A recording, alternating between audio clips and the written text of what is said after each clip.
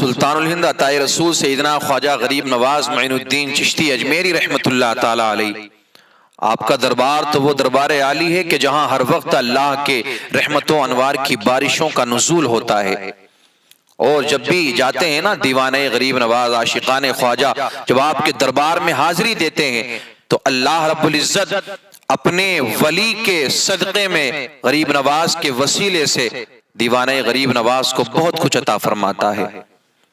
نہ جانے کتنے لوگ اپنے دلوں میں مرادیں لے کر کے جاتے ہیں، غریب نواز کا وسیلہ دے کر کے وہ لوگ رب کی بارگاہ میں دعائیں مانگتے ہیں نا تو اللہ رب العزت ان کی مرادوں کو پورا فرما دیتا ہے۔ ہر مذہب کا ماننے والا غریب نواز کے دربار میں حاضری دیتا ہے، ہندو ہو یا پھر سکھ ہو، عیسائی ہو، اور بھی نہ جانے کتنے مذاہب دنیا میں موجود ہیں، لیکن ہر مذہب کے ماننے والوں میں آپ کو غریب نواز کے عاشق مل جائیں گے، غریب نواز سے پیار کرنے والے، محبت کرنے والے مل جائیں گے۔ اور کیوں نہ ہو، کیونکہ سرکار غریب نواز رضی اللہ تعالیٰ عنہ آپ بے کسو بے بس کے لیے آسرا ہیں اور ٹوٹے دلوں کا آپ سہارا ہیں۔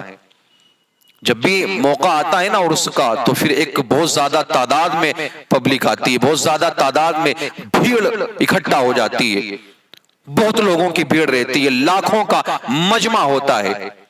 تو آپ نے دیکھا ہوگا کہ جو لوگ غریب نواز کے دربار میں حاضری دیتے ہیں انہوں نے اس چیز کو نوٹس کیا ہوگا، انہوں نے اس چیز کو دیکھا ہوگا کہ گنبد غریب نواز کے سائے میں نہ جانے کتنی قبریں ہیں،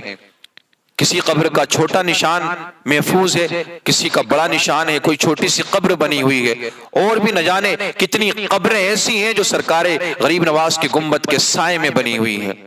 روایت کے اندر آتا ہے کہ وہ قبریں کوئی عام قبریں نہیں ہیں، بلکہ ان قبروں کے اندر قطب، ابدال اور بڑے بڑے اولیاء ان قبروں میں آرام فرما رہے ہیں۔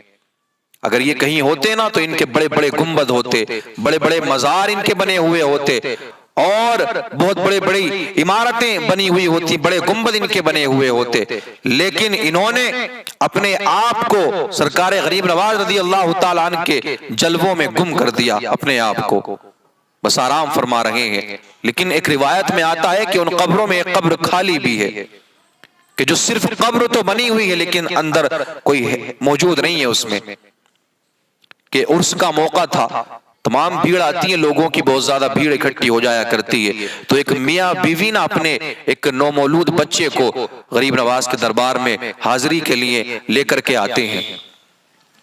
بھیڑ کی وجہ سے وہ ایک قبر کے کنارے پہ کھڑے ہو جاتے ہیں، بچہ گود میں تھا اپنی ماں کی، بچے نے پیشاب کی چند قطرے اس قبر پر چلے جاتے ہیں۔ جب اس قبر پر پیشاب کے قطرے گئے تو اس قبر کے اندر جو اللہ کے ولی آرام فرما رہے تھے انہیں جلال آ گیا، اور اسی جلال بھری نظر سے انہوں نے اس بچے کی طرف نظر ڈالی، بچہ تاب نہ لا سکا اور تھوڑی دیر تڑپا، پھر وہ مر جاتا ہے۔ اللہ اکبر! جب اس ماں نے اپنے بچے کو تڑپتا ہوا دیکھا، اس کے بعد میں دم توڑتا ہوا دیکھا تو اس سے رہا نہ گیا، دوڑی دوڑی اپنے بچے کو سرکار غریب نواز کے روزے کے قریب لے جاتی ہے اور عرض کرتی ہے، حضور آپ کا دربار تو وہ دربار ہے کہ جہاں پر لوگ مردوں کو لے کر کے آتے ہیں اور وہ لوگ زندوں کو پھر لے کر کے جایا کرتے ہیں، اگر کوئی مردہ آتا ہے آپ کا دربار تو وہ دربار ہے کہ جہاں لوگ مردوں کو لے کر کے آتے ہیں اور اللہ آپ کے وسیلے سے، آپ کے صدقے سے ان کو زندگی عطا فرماتا ہے۔ لیکن حضور میں کیسی کم نصیب ہوں، میرا یہ چھوٹا سا بچہ ہے اور اس نے میری نگاہوں کے سامنے آپ کے دربار میں دم توڑ دیا ہے۔ اللہ اکبر! جب اس عورت نے آہ کی، وہ عورت تڑپی تو سرکار غریب نواز رضی اللہ تعالیٰ عنہ کی قبر مبارک شق ہو جاتی ہے، آپ قبر مبارک سے، اپنے روزے مبارک سے آپ قبر مبارک سے باہر آتے ہیں اور اس بچے کو اپنی آغوش رحمت میں لیتے ہیں، رب کی بارگاہ میں دعا کرتے ہیں، اس بچے پر دم پڑتے ہیں، سرکار غریب نواز نے دعا فرمائی، اس بچے پر دم پڑا، اللہ رب العزت اس بچے کو دوبارہ زندگی عطا فرما دیتا ہے۔ لیکن سرکار غریب نواز اس بچے کو اپنی گود میں لیتے ہیں اور پھر اسی قبر کے قریب جاتے ہیں کہ جس قبر پر اس بچے کے پیشاب کے چھینٹے گئے تھے، آپ وہاں پہنچے، آپ فرماتے ہیں کہ اسی وقت قبر خالی کر دو اور ہمارے اجمیر سے چلے جاؤ، کیونکہ یہاں تو ہر قسم کا انسان آتا ہے، اچھے بھی آتے ہیں، برے بھی آتے ہیں، یہاں تو تمہیں رہنا ہے تو ہر چیز کو برداشت کرنا ہوگا۔ اللہ اکبر۔ سرکار غریب نواز رضی اللہ تعالیٰ عنہ اپنے چاہنے والوں سے کتنا پیار فرماتے ہیں، اپنے عاشقوں سے کتنی محبت فرماتے ہیں۔ میرے عزیزوں، پھر اللہ کے ولیوں کی بھی تو پھر یہ شان ہے نا کہ اللہ کا ولی کہتے ہی اس کو ہیں جو اللہ کی مخلوق پر رحم فرمائے، اللہ کی مخلوق پر رحم کرے، اللہ کی مخلوق کی ہر بات کو برداشت کرے اور اپنے عاشقوں سے محبت کرے، اپنے چاہنے والوں سے پیار کرے۔ دیکھتے نہ جانے کتنے قسم کے لوگ جاتے ہیں، اور یہ بات بھی حقیقت ہے کہ غریب نواز کے دربار کے آس پاس نہ جانے کتنی خرافاتیں ہوتی ہیں، لیکن اللہ نے وہ صبر عطا فرمایا ہے، اللہ نے غریب نواز کو وہ صبر عطا فرمایا ہے کہ آپ ہر چیز برداشت کر سکتے ہیں۔ ورنہ ہمارا تو ایمان ہے، عقیدہ ہے کہ آج بھی ولی اپنی قبروں میں زندہ ہے، آپ چاہیں تو پل بھر میں کچھ بھی کر سکتے ہیں، لیکن اللہ نے ان کو وہ صبر عطا فرمایا ہے۔ تو میرے عزیزوں، محبت کرنی ہے اللہ کے ولیوں سے کرو،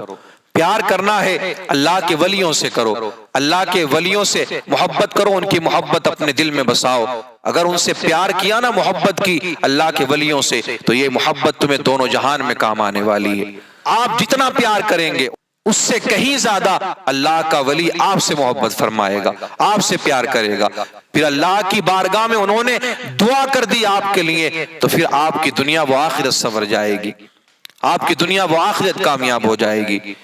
جب سرکار غریب نواز اجمیر تشریف لائے نا، تو کچھ عرصہ گزرنے کے بعد میں آپ نے ایک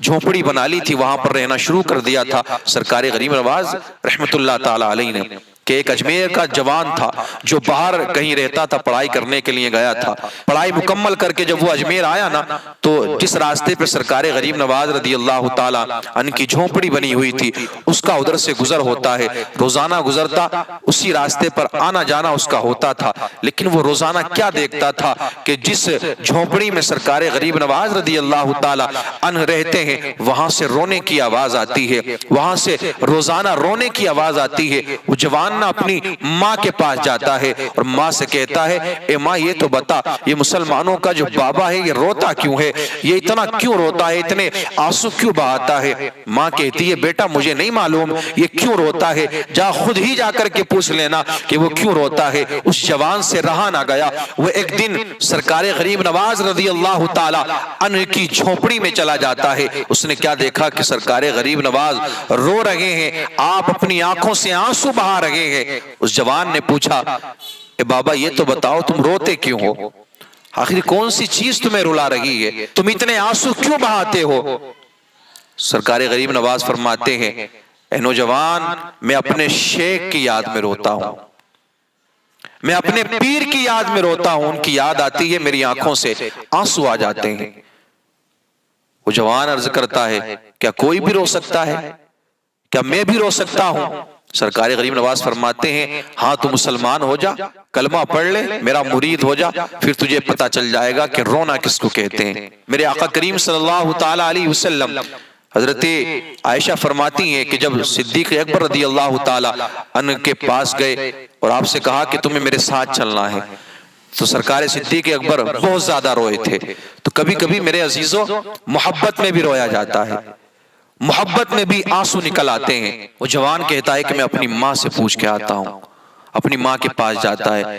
ماں سے پوچھا، ماں کہتی ہے، بیٹا تو بڑا ضدی ہے، جس بات پر تو اڑ جاتا ہے اس کو کرتا ضرور ہے، اب میں تجھے نہیں روکوں گی، جا جو تیری مرضی کر رہی ہے وہ کر۔ اپنی ماں سے پوچھنے کے بعد میں وہ سرکار غریب نواز کے دربار میں دوبارہ حاضری دیتا ہے، آپ کی جھونپڑی میں دوبارہ جاتا ہے اور عرض کرتا ہے کہ آپ مجھے مسلمان کریں اور اپنا مرید بنا لیں، پھر میں دیکھتا ہوں کہ کیسے روتے ہیں۔ سرکار غریب نواز رضی اللہ تعالیٰ عنہ نے مسلمان کیا، اس کو اپنا مرید بنا لیا۔ وقت گزرتا رہا، آپ فرماتے ہیں کہ آج کا ناشتہ بھی میرے پاس میں تمہیں کرنا ہے اور کھانا بھی میرے پاس میں کھانا ہے، اور صبح سحری کے وقت بھی میرے ساتھ میں ہی تم کو رہنا ہے۔ وہ آپ کے ساتھ میں رہتا رہا، وقت گزرتا رہا۔ اچانک سرکار غریب نواز اس جوان سے کہتے ہیں، بیٹا اب تمہیں 3 دن تک مجھ سے دور رہنا ہے،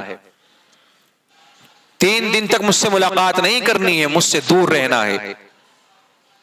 وہ مان لیتا ہے، ٹھیک ہے، کوئی بات نہیں ہے، کوئی بات نہیں ہے، کوئی مسئلہ نہیں ہے، میں دور رہ لوں گا 3 دن تک۔ سرکار غریب نواز رضی اللہ تعالیٰ عنہ فرماتے ہیں کہ 3 دن کے بعد میں تمہاری اور ہماری ملاقات ہوگی۔ اپنے گھر چلا جاتا ہے۔ دن گزرا، جب شام کا وقت ہوا، ماں نے روٹی لا کر کے رکھی نا سامنے، جو بیٹا اب تک 3 روٹیاں کھا جایا کرتا تھا، 3 روٹی ایک وقت میں کھاتا تھا، اب وہ ایک لقمہ توڑنے کے لیے تیار نہیں ہے، روٹی کا ایک ٹکڑا کھانے کو تیار نہیں ہے۔ پھر ماں تو ماں ہوتی ہے نا، جب بیٹا کھانا نہ کھائے تو ماں کے دل کو بڑی تکلیف ہوتی ہے، اور جب بیٹا پریشان ہو تو پھر ماں کیسے سکون میں رہ سکتی ہے؟ ماں نے پوچھا بیٹا بات کیا ہے، آخر کیا ہو گیا ہے تم کو؟ بیٹا کہتا ہے، وہ جوان کہتا ہے کہ ماں مجھے بھی نہیں معلوم، آخر مجھے ایسا لگ رہا ہے کہ کسی چیز کی کمی ہے۔ اور شام کا وقت ہوا، جب رات کا کچھ عرصہ گزرا تو چھت کے اوپر پہنچا، وہاں پہنچنے کے بعد میں روتا رہا، زار و قطار آنسو آنکھوں سے بہاتا رہا۔ اس کے بعد میں جب 12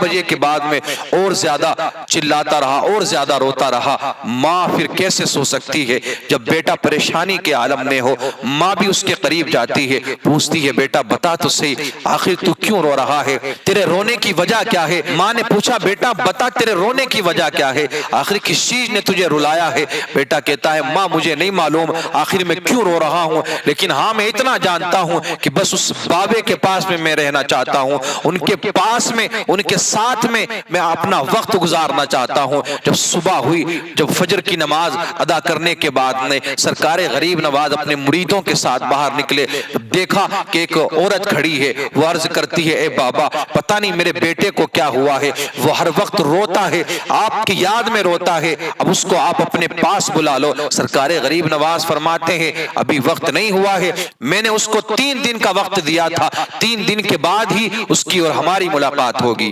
اللہ اکبر۔ جب اس نے کہا نا جا کر کے بیٹے سے، تو بیٹا اور زیادہ روتا ہے، ادھر ماں پریشان ہے،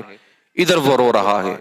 اور زیادہ روتا ہے اور زیادہ آنسو اپنی آنکھوں سے بہاتا ہے۔ پھر جب دوبارہ شام ہوئی، دوبارہ پھر اس کا یہی عالم تھا، روتے روتے برا حال تھا۔ پھر ماں جاتی ہے غریب نواز کی بارگاہ میں، عریضہ پیش کرتی ہے حضور بلا لیں میرے بیٹے کو، بہت زیادہ پریشان ہے، بہت زیادہ رو رہا ہے، اس کا رونا مجھ سے نہیں دیکھا جاتا ہے۔ سرکار غریب نواز رضی اللہ تعالیٰ عنہ جب فریاد اس نے زیادہ کی نا، تو سرکار غریب نواز رضی اللہ تعالیٰ عنہ نے فرمایا کہ جا اپنے بیٹے کو بھیج دینا۔